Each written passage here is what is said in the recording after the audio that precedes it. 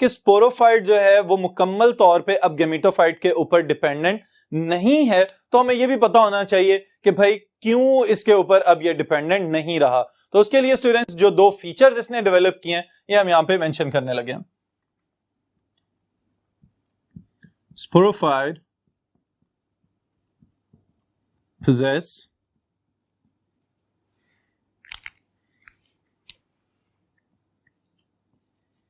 stomata and chloroplast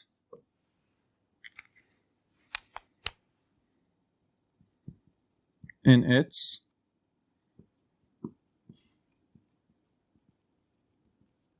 epidermis. Alright. अब students की दो स्ट्रक्चर्स के नाम मैंने यहां पे मेंशन किए हैं।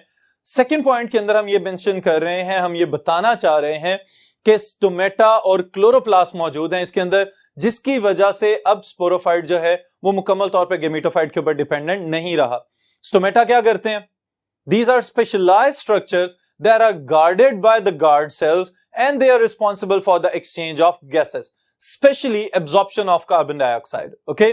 तो इसका मतलब यह है कार्बन डाइऑक्साइड को जज़ब करने जा रहे हैं, तो बिल्कुल उसी तरह जैसे प्रीवियस ग्रुप्स में ओपन स्पेसेस या एयर चैम्बर्स मौजूद थे जहां पे गैसेस का तबादला किया जाता था, अब यहां पे हमें उसकी निस्बत थोड़ा सा और एडवांस्ड फीचर नजर आ रहा है कि they have developed stomata. Okay, और स्टोमेटा क्या है? These are the openings that are guarded by guard cells. तो इसका मतलब ये हुआ कि हैं तो ये अभी भी bryophytes, but they have developed a feature that resemble with the higher plants. Okay, हमारे इर्द गिर्द जो पौधे पाए जाते हैं उनके अंदर भी गैसियस एक्सचेंज के लिए स्टोमेटा मौजूद होते हैं। तो ये इनका कॉमन फीचर है between anthoceropsids and the higher plants. Alright students, तो ये एक तो फीचर हमें नजर आ गया।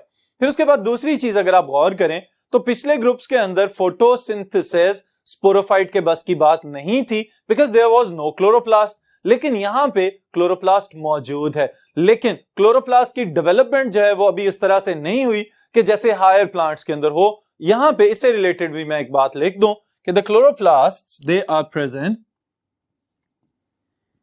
इन the form of discs. Okay, और एक स्पेशलाइज्ड स्ट्रक्चर इनके अंदर मौजूद होता है, that is known as pyrenoid. Okay, ये इनका कॉमन फीचर है with the green alga.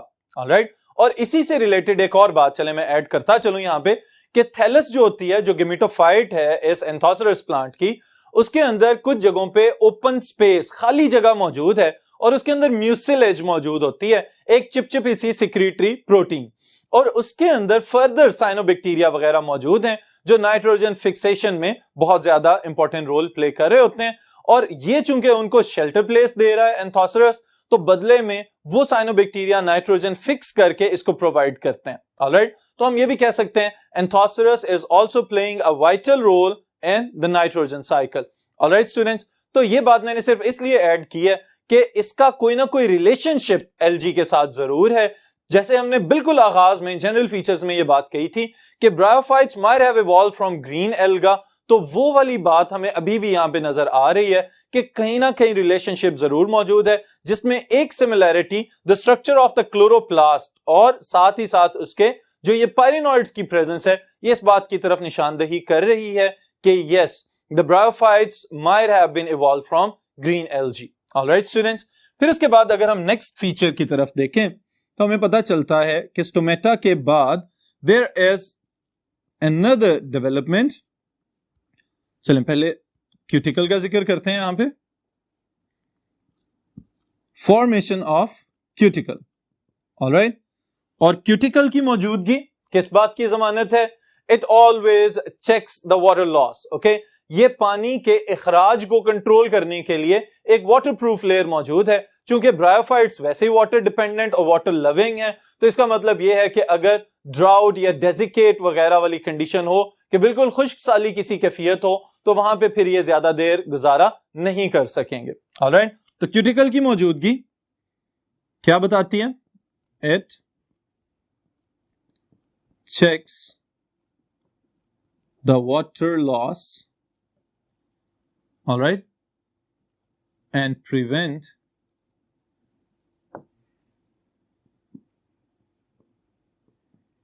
the sporophyte from desiccation.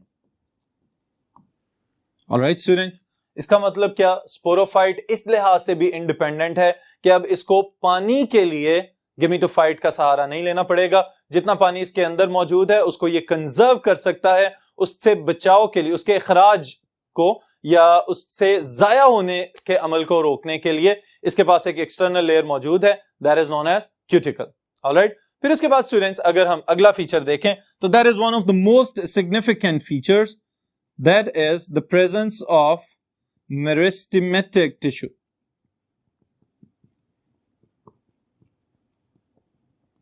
Alright, अब स्टूडेंट्स आपके याद रखने के पॉइंट ऑफ व्यू से मैं आपको ये बात बताने लगा हूं कि जनरली हम ये कहते हैं कि ब्रायोफाइट्स के अंदर जो स्पोरोफाइट जनरेशन होती है, it can be differentiated into 3 main parts, foot, सीटा एंड कैप्सूल। इसके अंदर या एंथोसेरोप्सिरा के मेंबर्स के अंदर हमें इस तरह का फीचर नजर नहीं आ रहा, बल्कि इसकी बजाय एक और एडिशनल चेंज नजर आ रही है, और वो क्या है कि मेरिस्टेमेटिक टिश्यू मौजूद है लेकिन सीटा की जगह पे। ऑलराइट, अब इस चीज को एक्सप्लेन करता हूं मैं कि ये क्या कर रहा है। इससे पहले आप ये समझ लें कि मेरिस्टेमेटिक टिश्यू होता क्या है। ऑलराइट, तो स्टूडेंट्स याद रखिएगा, जब भी प्लांट्स ने कोई ग्रोथ, पौधों के मुख्तलिफ रीजन्स के ऊपर मखसूस किस्म के सेल्स होते हैं जो कि हमेशा ये पोटेंशियल या ये एबिलिटी अपने पौधा ग्रोथ शो करना चाहे, तो वो मेरिस्टेमेटिक सेल्स को मैसेज भिजवाते हैं और मेरिस्टेमेटिक सेल्स के अंदर माइटोसिस होना शुरू हो जाती है, जिसकी वजह से सेल्स तकसीम होते हैं और फिर उसकी वजह से नई शाखें, नए पत्ते और फल फूल पैदा होते रहते हैं। ऑलराइट, तो ब्रायोफाइट्स के अंदर anthoceropsida is the first group in which meristematic tissue is present with the sporophyte. Okay, और कहां पे मौजूद है, जहां पे फुट यानी कि the lowest part of the sporophyte, और उसके बाद कैप्सूल के दरमियान वाला पोर्शन जहां पे नॉर्मली सीटा होना चाहिए था, at the junction of foot and the capsule, okay, और spore producing structure meristematic tissue is present. Alright, तो मेरिस्टेमेटिक टिश्यू को पहले डिफाइन करते हैं, फिर उसके बाद ये बताएंगे कि आपने इसको लिखना किस तरह से।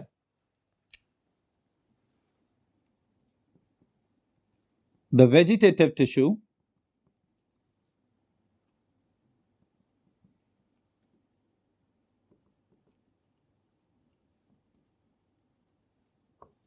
that retain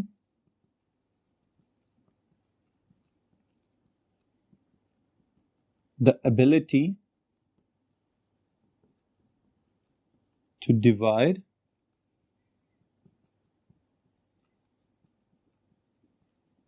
and is responsible for growth of plant parts. Alright students, इसको हम कहते हैं मेरिस्टेमेटिक टिश्यू। मेरिस्टेम्स उन रीजन्स को कहा जाता है जहां पे मेरिस्टेमेटिक टिश्यू मौजूद होंगे। ऑलराइट, और फिर यहां पे इनकी क्या एबिलिटी है और क्या पोजीशन है, ये मल्टीपल चॉइस क्वेश्चन स्टेटमेंट भी है, तो इसको हम लिख लेते हैं।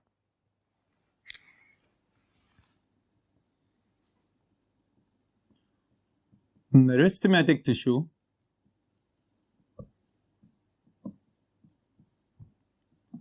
is present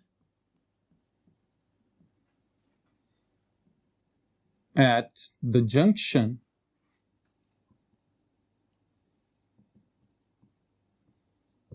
of foot and capsule, और capsule खुद क्या है, spore producing structure. Alright, अब ये जो मेरिस्टेमेटिक सेल्स हैं इसको हम मेरिस्टेमेटिक बैंड भी कह सकते हैं। ओके, ये जो मेरिस्टेमेटिक बैंड है स्टूडेंट्स, जैसे कि अभी मैंने बताया, ये मौजूद कहां पे है, at the junction of the foot and the capsule और the spore producing generation. Okay, लेकिन ये करेगा क्या, इवन के अगर गेमेटोफाइट की डेथ भी हो जाती है तो इसका काम यह है कि सेल्स को डिवाइड करते रहना, क्योंकि अब इसको खुराक के लिए गेमेटोफाइट के ऊपर डिपेंडेंट नहीं होना पड़ रहा, बल्कि खुराक तो इसको ऊपर से कैप्सूल से या स्पोरोफाइट की एपिडर्मिस से बनती हुई मिल रही है, जहां पे फोटोसिंथेसिस का प्रोसेस चल रहा है। ऑलराइट, तो इसके लिए हम एक और स्टेटमेंट यहां पे मेंशन करते हैं।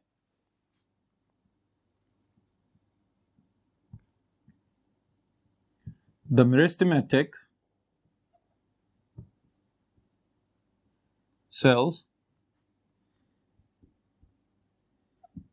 keep on adding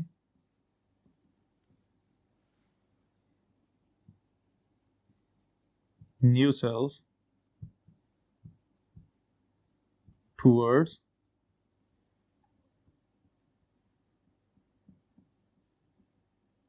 the spore producing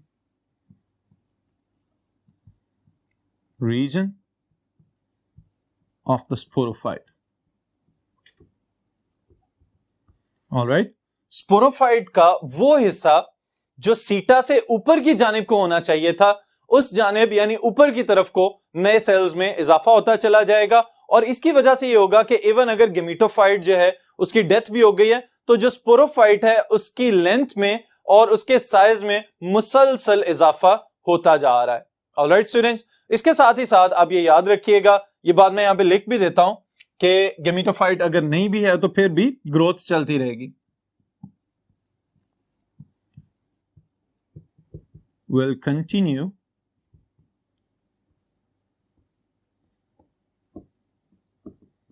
even after the death of gametophyte. Alright students, तो ये कुछ जनरल फीचर्स हैं जिनको हम एडवांस कैरेक्टरिस्टिक्स कह सकते हैं एंथोसेरोप्सिरा के। याद रखिएगा कि एंथोसेरस पाकिस्तान के हिली एरियाज में आप इसको ऑब्जर्व कर सकते हैं, लेकिन मॉइस्ट कूल शेडी प्लेसेस के ऊपर।